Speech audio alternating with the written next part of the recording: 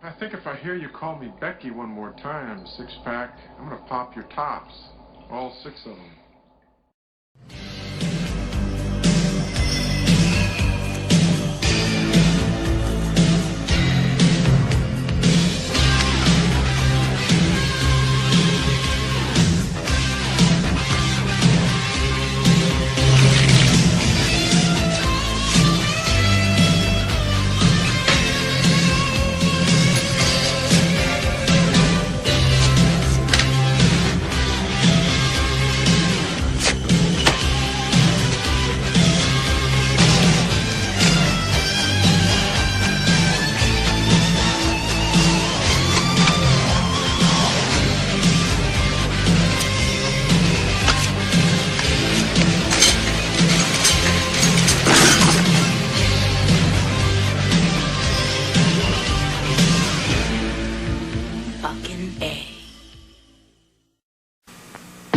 Eddie Cusack is a good cop, having a bad day.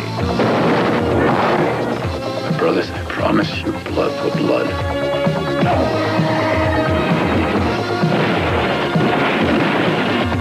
The toughest cop in the world just got tougher. Chuck Norris, Code of Silence, rated R. Starts this Friday at a theater near you. Hey, this is Matt once again. Welcome back to another review. This is a review for Fan of Eli, which if you're watching, I apologize for how late this is. A little while ago, he had sent in a request via PayPal for 3 movies, which I will upload today. 3 Chuck Norris films, which was a lot of fun to rewatch.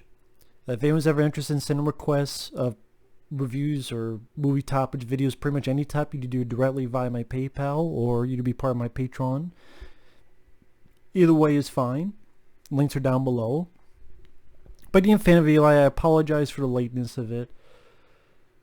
But watching Code of Silence, this is a film, I'm a big Chuck Norris fan. I grew up with Chuck Norris, just like I grew up with Van Damme, Sylvester Stallone, Dolph Lundgren, Arnold Schwarzenegger, and many of the Chuck Norris films I watched multiple times when I was a kid. My favorites would be films like Firewalker, Missing Action 2 at the Beginning, Silent Rage.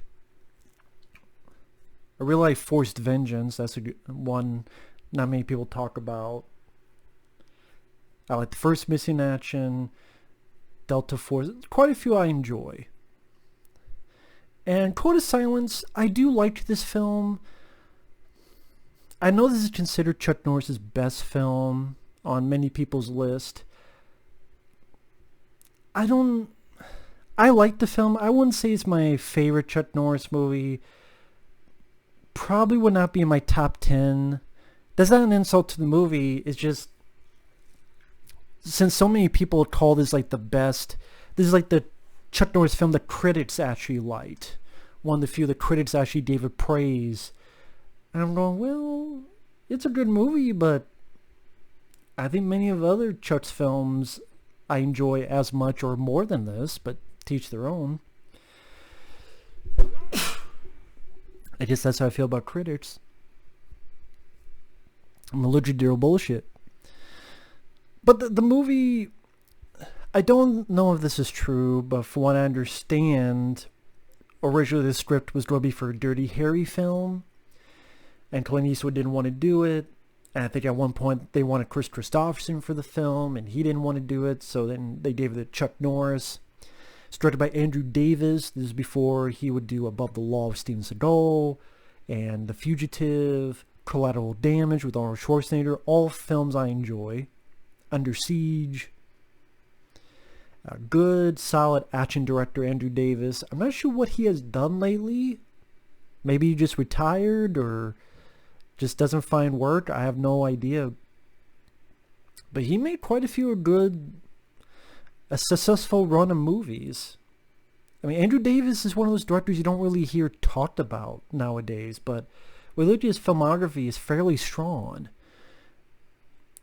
And the story of the film is Chuck Norris and these cops, they're doing this drug sting operation in Chicago. It goes wrong because these other guys, one set of bad guys kill the other set of bad guys. and then the guys that get killed, their brethren, including Henry Silva. Funny enough, he's the bad guy in this, and he'll be the bad guy in Steams That Goes Above the Law. Which I'd probably put Above the Law above this one. Because I do like Chuck Norris in the movie. I like the score by David Michael Frank. He's a solid composer who did Above the Law, Showdown Low Tokyo, Out for Justice, a lot of musical scores for other action pictures. He does another nice job here. So the score is good. Chuck is good. The location, the way the director utilizes Chicago, and then the character actors he populates throughout the film. For example, Chuck Norris's partner is Dennis Farina, who's he's very entertaining. I had not seen this film for a while, so for some reason I thought he was going to be, okay, he's the partner and he's going to die. Usually that's what happens. If you're a partner to the star, you're going to die. Unless it's a buddy cop movie. But no, Dennis Farina didn't die, so I was happy with that because he's a very likable character. I actually would like to have seen more of him in the movie. Other people, you have Ralph Foodie. If you remember Home Alone, the black and white gangster movie Macaulay Culkin watches, you're a filthy animal. That guy, he's in this flick as a cop. Because there's this subplot where him and this other guy, during the bus at the beginning, Ralph Foodie accidentally shoots someone, an innocent person, then plants the gun. On one hand, part of me went, do you really need this subplot? I mean, at the end of the day, it doesn't affect the movie a tremendous amount other than, okay, that's why he's alone battling the bad guys at the end. Because the other cops decide not to come because they're two-faced crybaby bitches. But at the same time, it didn't bother me because the actors were good. The guy who felt guilty that his partner did this and he's trying to talk with Chuck, and he's partnered with Chuck for a little bit. I thought that actor did a solid job. And maybe it brought a little bit something else to concentrate on other than the central plot where Chuck Norris has to protect this girl because the bad guys want retribution on this asshole that killed his brother, so he wants to take care of the family, including this girl, and Chuck's protecting the girl. So maybe they wanted something else to concentrate on as well. So it didn't bother me. It just one of those observations.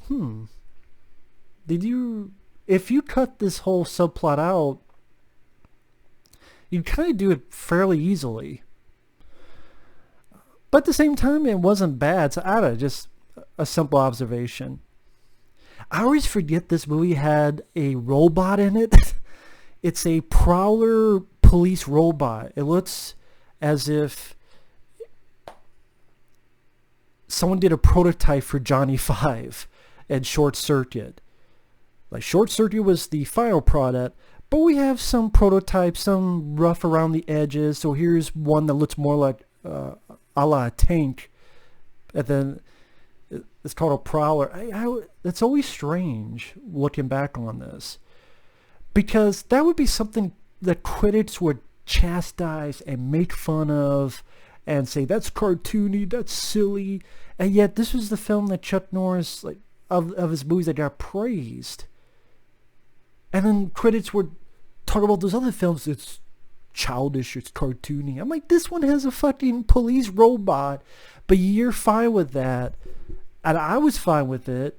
But then you look at Firewalker, oh, it's just kids, cheesy. They use that word, cheesy. But then I go, I'm like, Siskel and Ebert gave it 2 thumbs up. There are films you criticize being cartoonish. This has a police robot. But I do think it's a fun thing to have. It's just something I always forget. Oh yeah, this does have a fucking robot in it. Which Chuck Norris uses at the end for entertainment value. Shooting off missiles, blowing up practical explosions. While Chuck Norris has some shotgun fun, defeating some bad guys in this and like a industrial warehouse. I don't know what you call it. The place bad guys usually meet in 80s action movies. I miss that stuff. I miss those kind of movies. I really, really do. And there's some nice stunt work.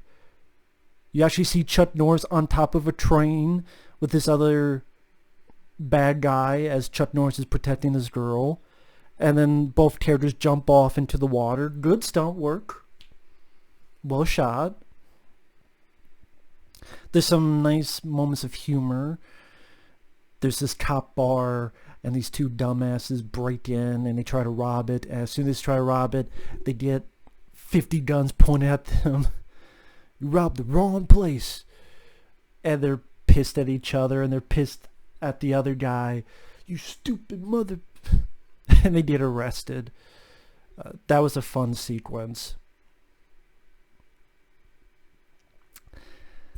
I think one of the issues I have with the movie, I understand it's, in a way, maybe it's Chuck Norris trying to legitimize himself more, quote, legitimize, so it doesn't have as much of his martial arts background compared to others.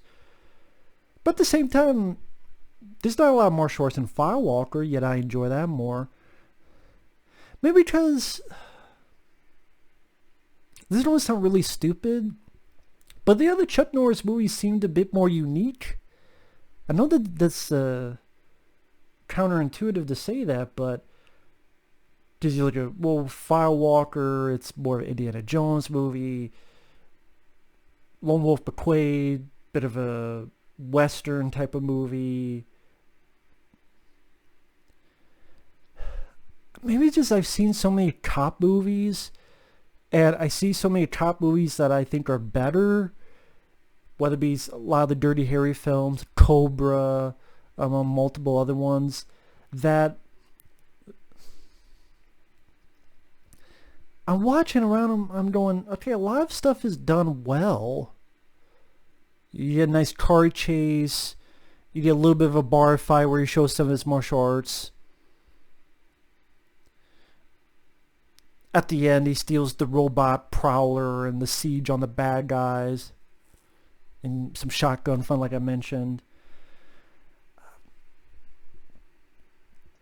This, again, a lot of the elements are done well, but for some reason this movie, it never went from like to love.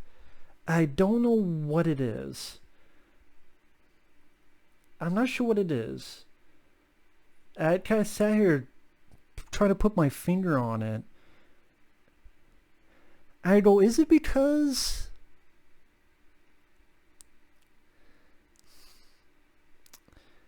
it doesn't have as much martial arts as I wanted it, but at the same time it's a cop movie, but it doesn't have, it didn't seem like it had a tremendous amount of action. I know that sounds stupid, but because you have the little bit at the beginning, but that's more the bad guys shooting the other bad guys. And Chuck Norris shoots about one or two people. Then you have Chuck Norris beats about 3 guys and then chases the guy onto the train. And then you have the fun scene in the pool hall. Nice little bar fight. Car chase ending. So I can't even say it doesn't have much. I'm sorry I'm going around in circles with this review, but even as I'm recording this, I'm trying to think, what is it about this film I don't love?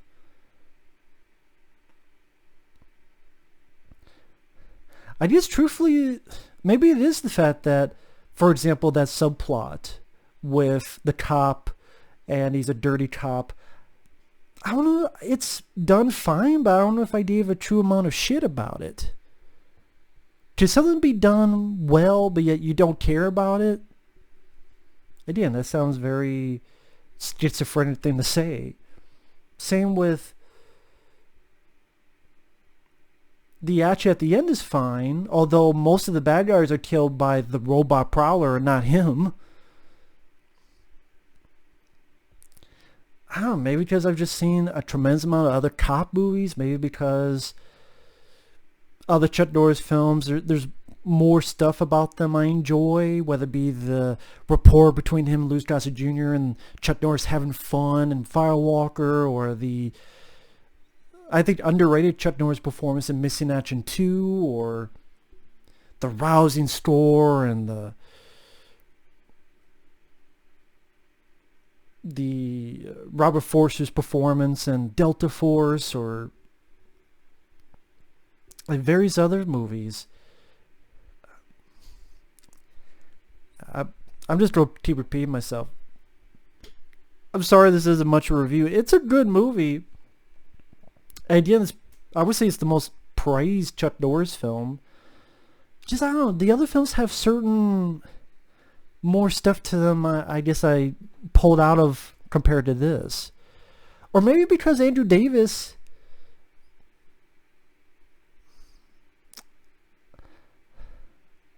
why do I almost want to say he remade this film for Above the Law. I know that's stupid to say because they're not the same plot, but okay, a couple years later he did Above the Law, and that one I enjoyed more because that had that more oomph, and because it's another cop movie. It's another, people think they're above the law, or people want to, I don't know. I'll just end it here. I apologize for that. Overall, either you've seen the film, or if you haven't seen the film, your Chuck Norris film is well worth a look. It's a good cop movie. Just something about it just doesn't overtake it to the next level. I don't know what it is. I can't put my fingers on it, but either way, thanks for watching. Take care. Later.